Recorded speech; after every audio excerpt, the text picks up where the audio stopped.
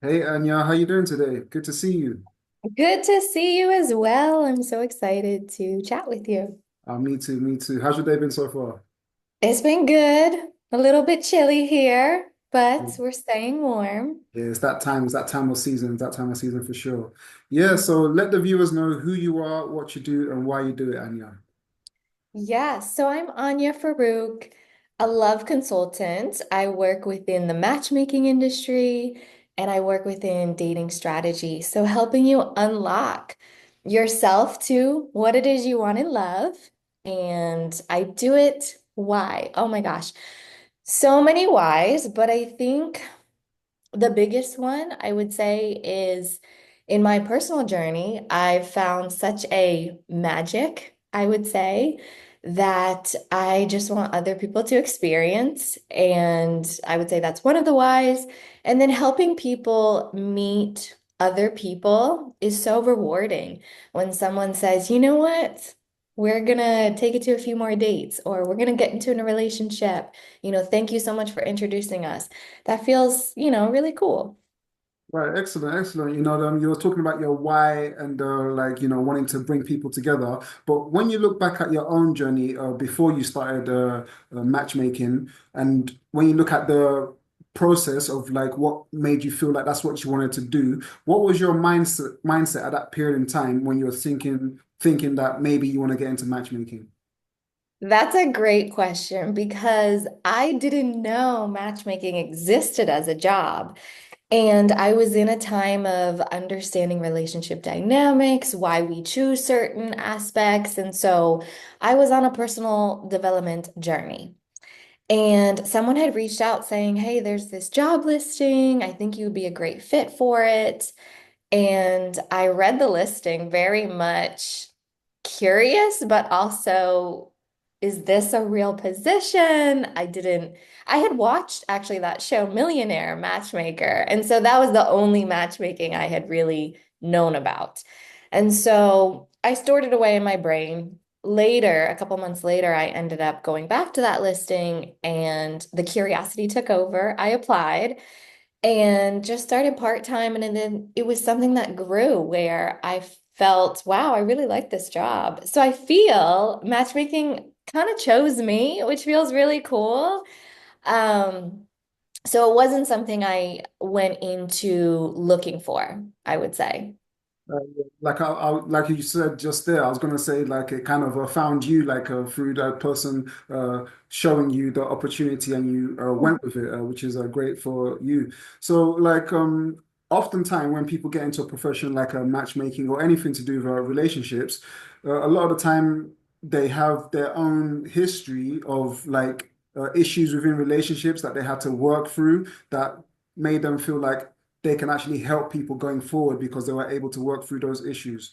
So when you look back at some of your personal issues in relationships previously, what were those issues that you had to navigate through, and how did you navigate through those to get to where you are now? I feel like this is a Pandora's box Mm. because when I look back, there's so much nuggets of wisdom. And I always say we pay a price for the wisdom that we have, whether we personally pay the price or the people around us pay the price. And so my journey of love, romantic love especially, there's been so many points now that I can look back and see, wow, that was a learning lesson.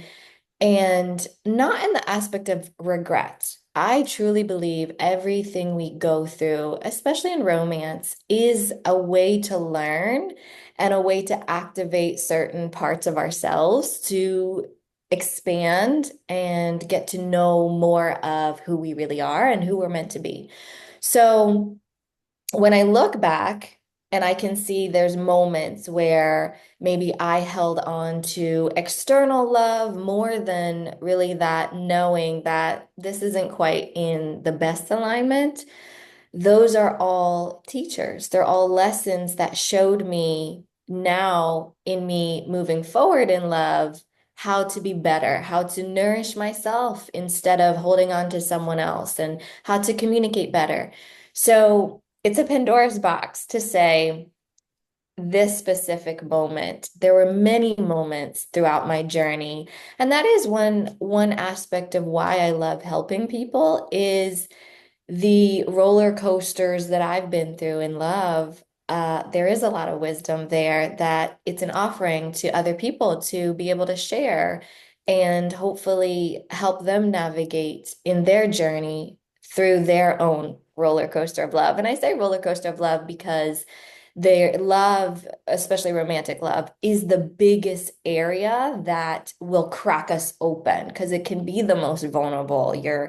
Being so intimately close with someone, in some ways deeper than a friendship could ever develop, right? And so in that regard, it has so much to bring us joy, pain, happiness, sadness, all of these things that can teach us. So, I would say any breakup I've gone through, I've made the intention to allow it to transform me versus to sit in misery or regret or, those little emotions and spaces you can get caught in. I've allowed it to, no, this is going to teach me. This is going to better me. And I've really taken ownership. So I think, especially, let's use the example of a breakup. It's very easy to blame the other person and say, well, they didn't show up in this way. They should have done this in the relationship. And it's so, easy to focus on that versus to say, you know what, this is really tough. There are things they need to take in accountability for. However, I'm going to sit and take accountability for myself because that is what I can control. So that's my, I would say, simple way to answer a very deep question, if you will. For sure, for sure, for sure. So, like, you did mention holding on to external love. So, in what ways would you say you were holding on to that external love, and what was it that wasn't being reciprocated that you needed to be reciprocated that you wasn't seeing? And how did you then come to the realization that you shouldn't be holding on to it? And what changes did you then make within yourself so you were no longer holding on to that external love? hmm So for me, I was holding on to external love as I really loved the person that I was with at the time. And at the beginning, when we started dating, we had a very similar vision of where we were going, where we saw the relationship going. And then as time developed, as he changed and as I, changed or even became more aware of what I needed in a relationship and him as well, our vision started to not be aligned, to be very different. However, our day to day was very compatible. So, I, really wanted to be with this person in the aspect of, well, I love them. I love this part that's really good. And while inside, I think my intuition could feel, hey, this isn't in the best alignment. Something is not in the deepest resonance here. And not that it was, oh, you need to just up and leave. It was, you need to listen to that part. And I was looking back more spiritually bypassing because I had to be able to say, no, I'm not going to listen to that part because I want to listen to this part more that really loves this person and wants to be with them. And so in doing that, I, in a way, had to let go of really my authenticity of what it is I desired in love to be able to then hold on to this person, because I knew what they want isn't quite what I want. And it's not in a, hey, let's communicate and come to a understanding that we can align visions. It was in a very drastic place of difference. And so there's so many scary moments in that where take the ownership of what I want would mean losing the relationship, right? And then obviously that would mean losing this person. But looking back, I was more losing myself to hold on to this other person. And so I could look back with regret and say, you should have left sooner. At the time, I was not ready to leave.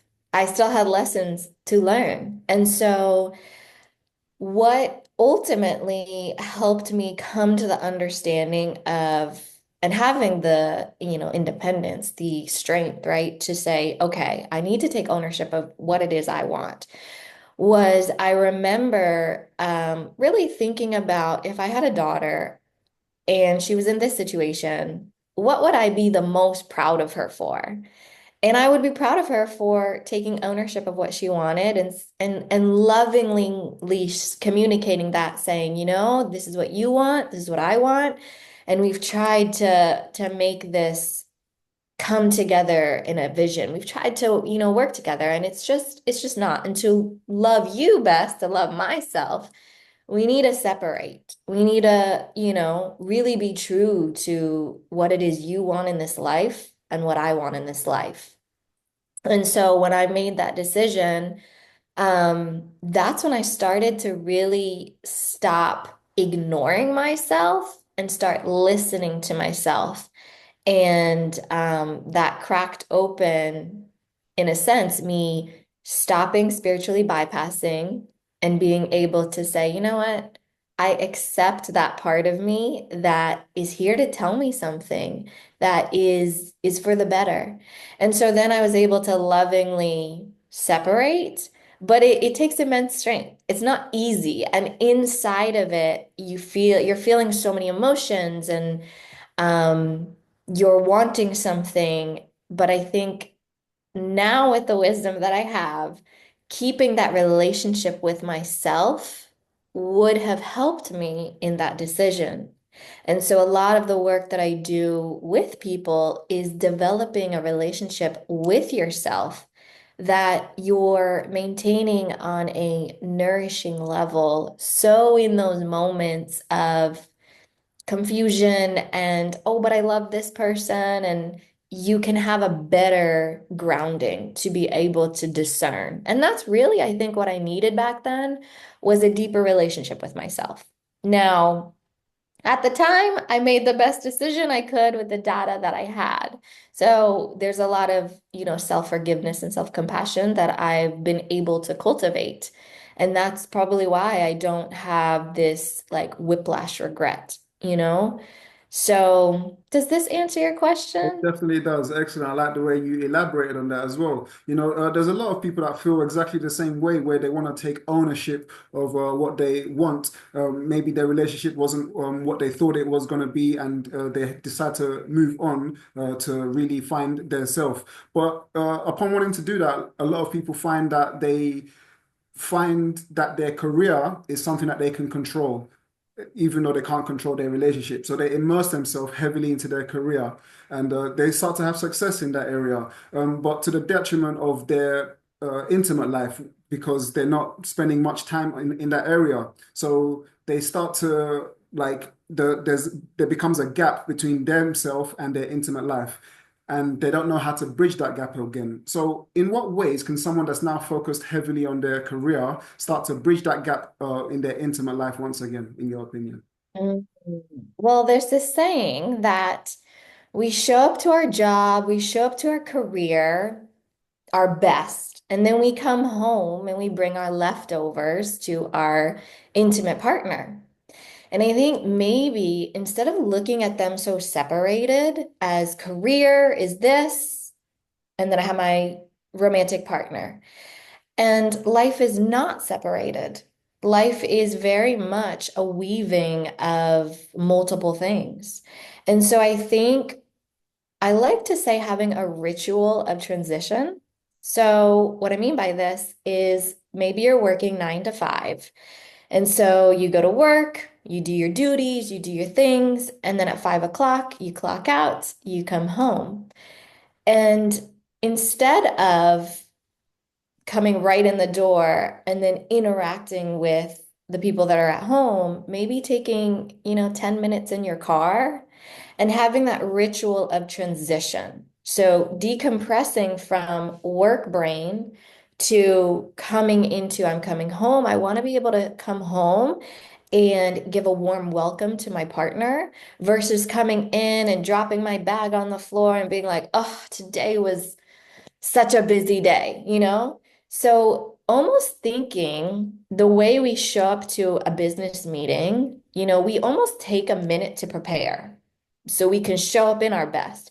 And doing that same thing for our romantic partner. But I think what it entails is that ownership of yourself of you need to transition from work brain to, okay, I'm going to show up. How can I show up for my partner? And a lot of people you'll hear say the best relationships are the relationships that both people are focused on giving. Now, that is a great first start, but how we are able to give is again by making sure we ourselves are fully nourished. I love to use a teapot analogy. So think of how a teapot is on a stove. The water doesn't get instantly hot. It takes a couple of minutes to warm up. And so think of yourself as the teapot. You are on the stove, you're warming up. And so that's essentially you nourishing you. And then once that teapot is hot, there's not a unlimited amount of cups that it can pour into. There's a certain amount. There's a limited amount. And so you pour into each cup, and at some point, you need to go back to the burner and you need to heat up more water. And so that is essentially going back to you as the teapot. That's you, as in, okay, you need to maintain the nourishment so you can give.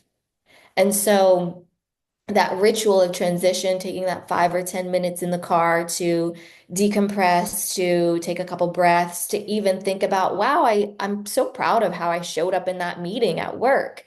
And then bringing that excitement to your partner so you can give this warmth and you can give this welcome. I think that's a really good place to start between bridging the difference of how we show up to work and how we show up to our romantic space. But really, I think the bridge, if I'm getting very specific, is making sure you as the individual are nourished.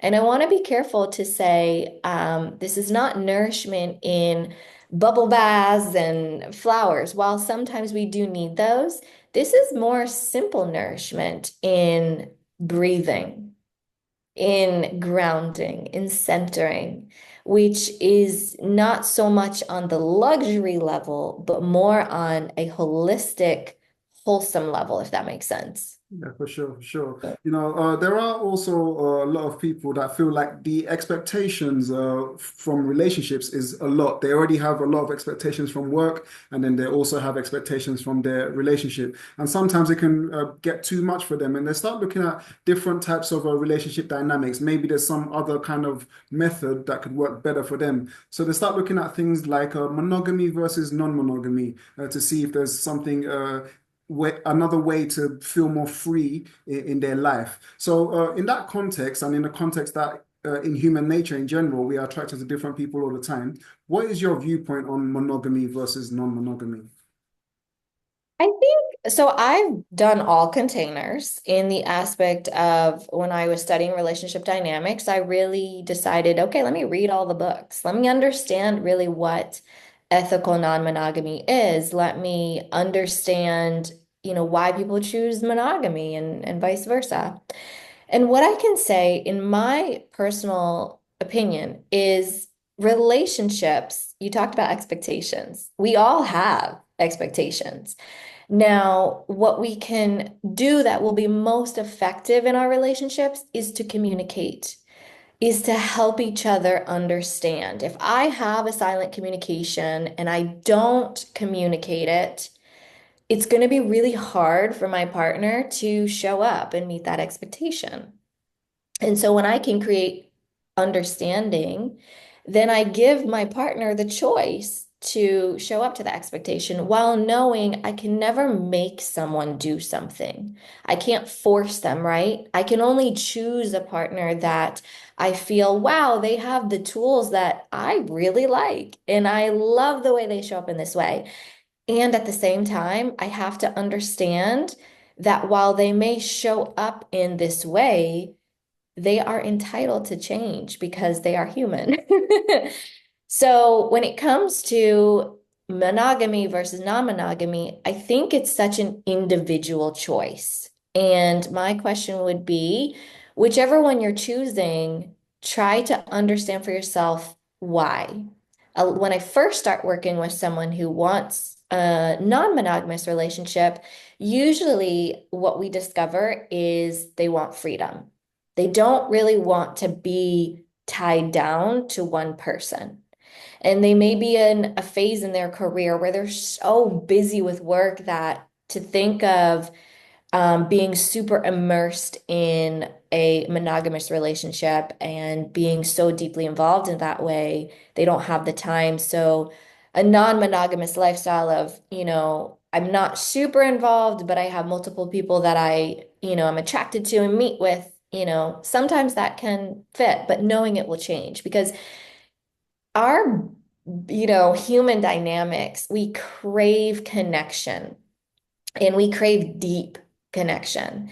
And so, what I've seen over the kind of span of a non-monogamous container versus a monogamous container is the non-monogamous container feels good for a while, but there usually comes a point where one or both people feel that there's a little bit of depth missing.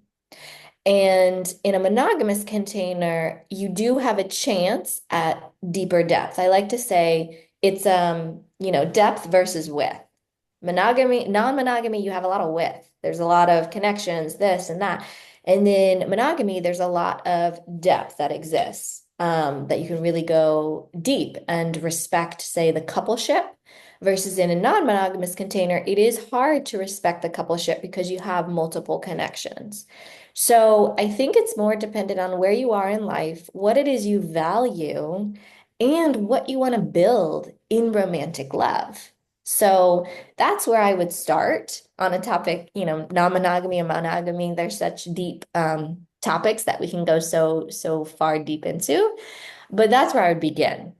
Excellent, excellent. So, looking at like monogamy, like you mentioned, like it's there's a lot more depth possible in monogamy, but with that can come like jealousy, like within the relationship. It can happen in non-monogamy as well, but it's more common in monogamy for there to be a level of jealousy. Now, like when I say jealousy, it could be like one partner is always accusing the other partner of speaking to this person or looking at this person. And the partner that's constantly being accused is like, well, if I'm going to be accused all the time, I might as well be doing something. Like, why am I always being accused? So, how can the partner that's constantly being accused communicate to their partner that there's nothing to be jealous about? And how can the partner that's always feeling this jealousy start to deal with their emotions of jealousy? Yes, very good question. So I want to start with sometimes we have an idea that jealousy is a negative emotion. And I want to start with it's not a negative emotion. It's just here to teach you something. It's here to show you something. And a little bit of jealousy actually can be healthy. It shows you that you really like this person, right? But there's also a toxic side of jealousy as well. So I think what I would say for the person who is jealous is beginning to ask the question of where do I feel the most insecure here? And where do I desire the most security? Because really that there's two things happening in jealousy is something you feel very insecure about. Your partner is talking to someone else. You're scared maybe that your partner is going to leave and go be with that person. So there's a little insecurity that you're feeling. And then on the flip side of that, there's security that you're desiring. Going back to my partner's talking to someone else, I'm scared that they're going to leave. You're needing reassurance that your partner isn't going to leave you just because they talk to this person. So I would sit with myself and understand, hey, what is this jealousy trying to tell me? And begin, where's the insecurity that I'm feeling?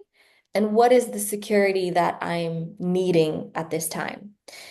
Now, to the person that is being accused of the jealousy, recognizing in your partner, okay, there's something of security they're needing, some reassurance, and there's something that they're not feeling secure, they're feeling a little insecure about. And trying to come at it with a very understanding aspect. It's so easy to get defensive. If I'm the person talking to someone else and then my partner comes over and says, "You're gonna leave me for this person," or "How dare you talk to this person," or blah blah blah. In that space, it's very easy to be like, "What?" Like I was just talking to them. There's nothing going on. And so instead of going into defense mode, going into curiosity mode. How can I understand my partner?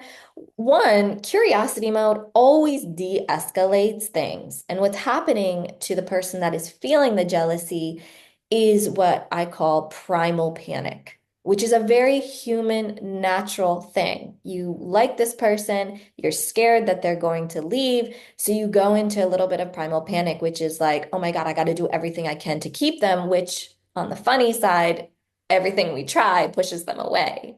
And so the person that is being accused of the jealousy coming at it from curiosity, knowing they're not really attacking you, they are feeling something that it's so intense and they don't understand it. And so if you can come with curiosity and then offer reassurance, basically speaking to the part in your partner that feels insecure and is needing security, is going to go major. And then from that place, you'll start to have understanding of, I was just needing to, after you talk to that person, you to come over and give me a hug or whatever it is. And then you'll start to understand how to work through jealousy because there's never a relationship, even in non-monogamy, that you will not experience jealousy. And actually, for my own path in love, when I was in a very monogamous relationship, I actually never really experienced jealousy because my mentality was they're with me, they're with me, that's cool. Even if they would talk to someone else, I just felt they're with me. Then, when we walked the path of an open relationship, I actually did experience more jealousy than I had ever because I was like, whoa, I've never experienced this because I felt I was missing that security that I had felt in the monogamous container. Now, for me, that's just the personal, individual, how I handled it or how it came up for me. But for each person, it's going to be different. And so, narrowing it down to the person who is being accused, try to come with curiosity. The person that is feeling the jealousy, try to understand where is the insecurity and what is the security you need, and then communicate it. But it is a hard one. It's a hard path. Yeah, Have you no. felt jealousy before? Say that again. Oh yeah, Have- we've all experienced jealousy, and we all learn to deal with it in our various ways. Yeah. Sometimes it's just jealousy. It's just a feeling, but there's nothing going on. But sometimes there is a reason for the jealousy because there is something going Right, on. In some cases, infidelity has actually happened. Right. Someone right. has stepped out of the relationship. If it's a monogamous relationship, they've cheated on their partner. If it's non-monogamous, they've broken the rules of agreement or the rules of engagement in that Mhm. relationship. So when someone has stepped out of like their relationship, like they start to carry around a sense of guilt about what has happened, and they want to communicate this to their partner. So how can they communicate what has happened to their partner without destroying the relationship completely, if that's possible, in your opinion? And you're saying they had an agreement and then they went outside of the bounds of the agreement. Right, right. Okay. And how can they communicate to that to their partner? Without destroying the relationship, if that's actually Mhm. possible for them. It's definitely possible to communicate without destroying the relationship, but you have to remember a relationship is two people.